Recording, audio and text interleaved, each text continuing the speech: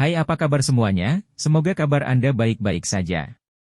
Terima kasih karena sudah memberikan support dan juga kesetiaan Anda untuk membangun channel Codot Film. Yuk kita lanjutkan alur ceritanya, sambil siapin kopi dan cemilan, setting suara volume full. Gasken. Xiao Yan dalam kesulitan keuangan. Konvoi itu melesat turun dari puncak gunung. 10 menit kemudian, mereka mendekati gerbang kota yang gelap dan hitam. Kecepatan mereka perlahan-lahan melambat sebelum akhirnya mereka antri di belakang antrean panjang orang dan diam-diam menunggu giliran memasuki kota. Berdiri di depan kereta kuda, Xiao Yan mengangkat kepalanya dan mempelajari masa gelap yang merupakan tembok kota besar. Tatapannya menyapu 3 kata besar, kota tanda hitam, yang ditempatkan tepat di tengah gerbang kota. Menggerakkan pandangannya perlahan ke bawah, dia akhirnya berhenti di 10 lebih pria berpakaian gelap di gerbang kota. Mereka tampak seperti penjaga kota di dunia luar. Namun, di tempat ini, siapapun yang ingin masuk harus menyerahkan biaya masuk kota yang cukup besar. Perlu diketahui bahwa jika biaya masuk kota semacam ini ditempatkan di lingkungan seperti Kekaisaran Jia Ma, kemungkinan akan langsung menyebabkan keributan. Namun, di wilayah sudut hitam, hal seperti ini biasa terjadi. Tersesat, berhenti melompat-lompat di depanku. Sama seperti Xiao yang sedang mengamati kota yang memiliki porsi khusus dari wilayah sudut hitam, sebuah kutukan yang dipenuhi dengan iritasi, tiba-tiba terdengar di tempat yang tidak jauh di depannya. Xiao yang mengalihkan pandangannya. Itu sebenarnya pria botak dan besar. Mungkin itu karena dia tidak sabar dari semua penantian, tapi dia mengangkat seorang pria kurus, tampak lemah di depannya dengan meraih telapak tangannya. Ah! Kata-kata lelaki besar berkepala botak itu baru saja jatuh ketika lelaki kurus berpenampilan lemah yang telah diangkat olehnya tiba-tiba berbalik. Belati dengan cepat ditarik dari lengan bajunya. Belati itu mengeluarkan kilatan dingin dan dengan keras menusuk tenggorokan pria besar berkepala botak itu. Namun, untungnya reaksi yang terakhir gesit. Lehernya buru-buru ditarik ke belakang dan belati itu tidak sejajar dan menusuk setengah inci di bawah tenggorokan. Segera, darah segar membubung dengan liar dan jeritan tajam dan mengerikan terdengar dari mulut pria botak besar itu. Setelah secara serius melukai pria botak besar dengan satu serangan, pemuda kurus yang tampak lemah itu mengayunkan tubuhnya dan dia seperti ikan loah saat tubuhnya berkontraksi dan menarik keluar dari pakaiannya. Setelah itu, dia berguling ke semak-semak di samping dan menghilang. Bajingan! Saya akan membunuhmu! Mata pria besar berkepala botak itu merah padam saat dia mencabut belati. Dia kehilangan akal sehatnya saat dia juga menyerbu ke semak-semak. Beberapa saat kemudian, teriakan yang mirip dengan jeritan mengerikan dari sebelumnya keluar dari semak-semak. Itu lama kemudian sebelum menghilang secara bertahap. Xiao Yan berdiri di bingkai gerbong dan agak tertegun saat dia melihat semak-semak. Ketika dia mendengar jeritan pengeritingan darah terakhir itu, dia tahu bahwa pria besar berkepala botak itu akan kesulitan mempertahankan hidupnya. Namun, apa yang menyebabkan dia tercengang adalah bahwa kekuatan pria berkepala botak besar itu seharusnya berada di sekitar bintang Douji sementara pria kurus-kurus itu hanya di kelas Douji. Jarak antara keduanya sangat besar, namun pukulan mematikan dari pria kurus dan tampak lemah itu sebenarnya sangat tajam dan tidak ada sedikit pun keraguan. Jenis licik yang kejam ini benar-benar membuat seseorang tidak bisa berkata-kata. Orang-orang yang bisa bertahan hidup di wilayah sudut hitam memang bukan karakter biasa. Baru sekarang Xiao Yan benar-benar memahami pepatah ini. Tuan Yao Yan, jangan menilai buku dari sampulnya di daerah sudut hitam ini. Ini karena mayat mereka yang telah meninggal di wilayah sudut hitam, karena diremehkan hampir bisa memenuhi seluruh kota. Duo Ma tersenyum saat berbicara. Ah! Xiao Yan mengangguk sedikit. Adegan yang telah dia saksikan dengan matanya sendiri memungkinkan dia untuk sepenuhnya memahami aturan, wilayah sudut hitam. Pertarungan antara dua orang sebelumnya seperti selingan singkat dan hanya memberi orang-orang yang sedang mengantri hiburan. Namun, hampir tidak ada orang yang menyia-nyiakan emosi untuk ini. Antrian perlahan bergerak maju. Setelah menunggu hampir setengah jam, akhirnya giliran konvoi.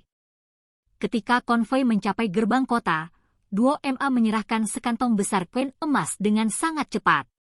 Mata Xiao Yan tajam. Dia bisa melihat dengan jelas bahwa ada tas kecil yang disembunyikan di tangan duo MA ketika dia menyerahkan tas besar berisi koin emas. Pria berpakaian hitam acuh tak acuh itu menerima koin emas dan dengan sembarangan menimbangnya di tangannya. Ekspresinya sedikit lebih lembut, tapi dia tidak mengatakan hal yang tidak perlu. Dia melambaikan tangannya dan mengizinkan kelompok pedagang duo MA memasuki kota. Tuan Yao Yan, kemana Anda berencana pergi selanjutnya? Setelah memasuki kota, konvoi duo MA berhenti dan dia bertanya sambil tersenyum. Saya berencana untuk berjalan-jalan di sekitar kota. Oh iya, bolehkah saya tahu di mana saya bisa menemukan jumlah bahan obat terbesar di kota tanda hitam? Xiao Yan melompat turun dari kereta kuda, mengangkat kepalanya, dan bertanya. Bahan obat ya? Itu secara alami akan menjadi tempat 1000 obat. Selama Anda memiliki cukup uang, Anda akan dapat membeli bahan obat langka yang akan sulit ditemukan orang di luar tempat ini. Duo MA tersenyum saat menjawab. Ah, terima kasih banyak. Karena sudah seperti ini, mari berpisah di sini. Kami akan mengobrol di masa depan jika kami punya kesempatan. Xiao Yan menangkupkan tangannya ke arah duo MA. Dia tidak menunggu yang terakhir untuk mengatakan kata-kata sopan apapun, dia membalikkan tubuhnya dan masuk ke dalam aliran manusia. Setelah itu dia menghilang. Ia semoga bisa betul-betul bertemu lagi. Namun, di antara orang-orang yang meninggal di wilayah sudut hitam, setiap tahun, jumlah kematian di antara orang-orang baru adalah yang tertinggi. Ini khususnya terjadi pada orang-orang muda yang memiliki kekuatan. Mereka dipenuhi dengan energi masa muda dan tidak tahu bagaimana menyembunyikan ketajaman mereka, jelas terlihat seperti mereka akan berumur pendek. Namun, anak kecil ini jauh lebih baik. Jika metodenya bahkan lebih ganas, dia mungkin benar-benar bisa beradaptasi dengan tempat semacam ini dan membuat nama untuk dirinya sendiri. Saat dia menatap punggung Xiao Yan yang telah menghilang, duo MA tertawa getir sebelum melambaikan tangannya dan memimpin konvoi ke jalan lain. Xiao Yan perlahan berjalan di sepanjang jalan. Tatapannya berulang kali menyapu toko-toko di kedua sisi jalan. Namun, yang benar-benar menyebabkan Xiao Yan tidak bisa berkata-kata adalah bahwa sebelum dia selesai berjalan di jalan pendek ini, yang panjangnya bahkan tidak 100 meter, dia telah melihat tidak kurang dari 10 perkelahian. Bahkan ada situasi seperti menghunus pisau untuk bertarung berdarah. Berkenaan dengan kota semacam ini, hanya ada satu kata untuk menggambarkannya dengan tepat. Itu tadi, chaotic. Xiao Yan menghindari perkelahian berdarah dan melewati dua sudut jalan. Dia berjalan selama hampir 20 menit sebelum pandangannya yang memindai akhirnya berhenti di papan nama sebuah toko yang menempati ruang yang luas. Tertulis di papan nama merah pucat itu ada 3 kata besar yang tampak kuno, tempat 1000 obat. Seharusnya ini tempatnya, kan? Xiao Yan dengan lembut bergumam di dalam hatinya. Dia meningkatkan kecepatannya dan berjalan ke toko obat ini dengan suasana yang luar biasa. Segera, campuran lebih dari 100 aroma obat yang berbeda menerkam, menyebabkan dia tanpa sadar memiliki dorongan untuk bersin. Ukuran di dalam toko obat itu besar. Penghitung kristal ditempatkan secara vertikal dan horizontal di dalam toko. Ada berbagai jenis bahan obat yang ditempatkan di dalam konter transparan. Pada saat ini, ada cukup banyak orang yang menghentikan langkah mereka di depan loket ini. Suara obrolan yang berisik berulang kali bergema di dalam toko. Langkah kaki Xiao Yan perlahan menyeretnya ke counter kristal. Tatapannya menyapu interiornya dan kejutan melintas di matanya. Seperti yang dikatakan Duo MA. Ramuan obat di tempat 1000 obat, ini memang sulit ditemukan di dunia luar. Dia benar-benar tidak tahu bagaimana mereka bisa mendapatkan bahan obat unik dalam jumlah besar. Xiao Yan menghela nafas kaget saat dia menggelengkan kepalanya. Tatapannya menyapu harga yang ditunjukkan di bawah bahan obat dan tanpa sadar menjadi tertegun. Bunga 3 pin roh kayu, berperingkat tinggi mungkin langka di dunia luar, tetapi harga jualnya paling banyak sekitar 50.000 koin emas. Namun, harga di sini dinaikkan hampir 3 kali lipat dari jumlah itu. 170.000 untuk satu. Orang-orang ini mungkin juga pergi dan merampok orang lain secara langsung. Xiao Yan tidak bisa berkata-kata saat dia menggelengkan kepalanya. Dengan kekayaannya saat ini, tampaknya dia bahkan tidak mampu membeli satu bunga 3 pin kayu roh. Xiao Yan tertawa getir. Tatapannya sekali lagi perlahan menyapu meja kristal. Beberapa saat kemudian, dia berdiri di konter terakhir dengan ekspresi agak kaku. Dari pengamatannya sebelumnya, dia memang telah menemukan semua bahan obat untuk memperbaiki satu pil ungu pemulihan spiritual. Namun, setelah perhitungannya, jika dia membeli semua bahan obat ini, dia akan membutuhkan setidaknya 170.000 koin emas. Toko yang tidak bermoral toko yang tidak bermoral. Akan lebih baik jika Hai Tua ada di sini. Dengan dia menjadi penatua agung dari klan primer, itu pasti tidak akan menjadi masalah untuk mengeluarkan uang sebanyak ini. Xiao Yan dengan lembut bergumam di mulutnya. Xiao Yan tiba-tiba merasa sedikit tertekan. Dulu, dia tidak pernah peduli dengan hal-hal yang berkaitan dengan uang. Sekarang, dia benar-benar mulai kesal karena uang ketika dia baru saja memasuki wilayah Black Corner. Guru, apa yang kita lakukan sekarang? Dalam keadaan tak berdaya, Xiao Yan hanya bisa tersenyum pahit dan bertanya dalam hatinya. Hehe, aku sudah memberitahumu bahwa kamu akan kesulitan bergerak bahkan 1 inci pun di wilayah sudut hitam jika kamu tidak punya uang. Yao Lao menggoda. Apalagi yang bisa kamu lakukan? Jika Anda tidak ingin bertukar item, maka Anda harus terlebih dahulu melupakan pil ungu pemulihan spiritual itu. Gunakan sisa uang Anda untuk membeli 2 set bahan obat untuk menyempurnakan pil 3 baris Green Spirit.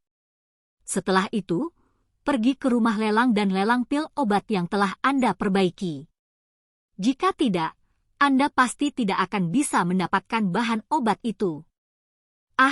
Kita hanya bisa melakukan ini. Xiao Yan menghela nafas dan mulai berbalik untuk mencari bahan obat untuk memperbaiki pil roh hijau 3 baris.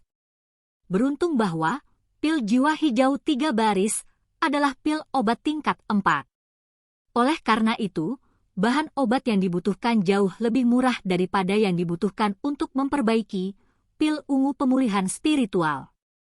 Oh benar, aku hampir lupa memberitahumu masalah penting. Meskipun masalah ini akan menambah masalah yang Anda miliki pada keuangan Anda yang sudah buruk. Kata Yao Lao dengan sombong sambil tersenyum, menyebabkan Xiao Yan merasa sedikit tidak nyaman. Karena kamu berencana untuk mendapatkan Fallen Heart Flame itu, kamu harus menyelesaikan semua pekerjaan persiapan yang diperlukan seperti ketika kamu menelan Green Lotus Core Flame saat itu. Yao Lao tersenyum sebelum melanjutkan, ketika Anda menelan api inti teratai hijau, Anda mengandalkan perlindungan dari pil teratai darah untuk meningkatkan peluang keberhasilan Anda. Namun, Fallen Heart Flame itu berada di peringkat 14 di Heavenly Flame Ranking. Itu jauh lebih kuat dari Green Lotus Core Flame yang berada di peringkat 19. Oleh karena itu, persiapanmu kali ini pasti lebih lengkap. Aku hampir melupakannya. Xiao Yan terkejut sebelum dia segera tiba-tiba mengerti.